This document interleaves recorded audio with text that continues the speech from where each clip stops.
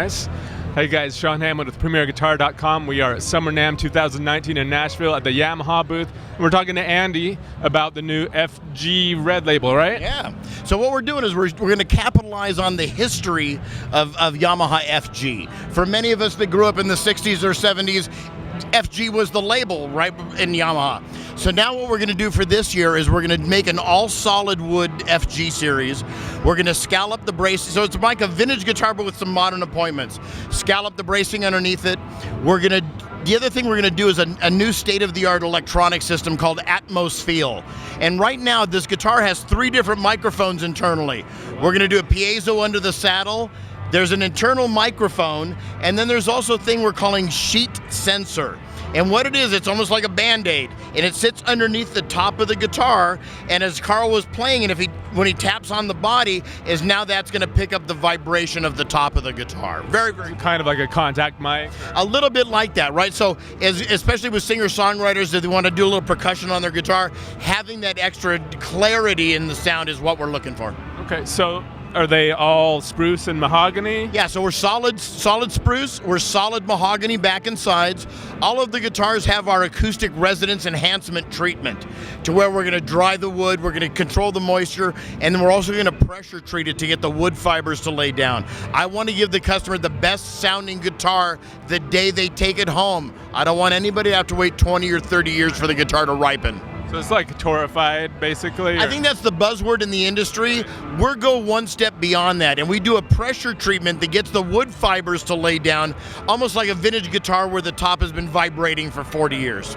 Now, so are the 2 models basically the same aside from the body shape? Yeah, it's basically the same. So the FS3 and FG3 come in 2 different flavors, right? So the small body and our normal Western Dreadnought. No electronics, and then one with an electronic system in it. Gotcha. That's made in our China factory.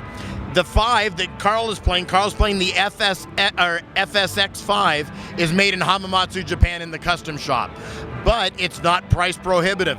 It's $13.99 in a hard shell case, handmade in a factory that made less than 7,000 instruments last year. Wow. Okay, so like 5 different options. The top one is $13.99. What's the price on the other 4? Yeah, so the Chinese, the ones that comes out of our Hangzhou China factory, $7.99, no electronics, $9.99 with.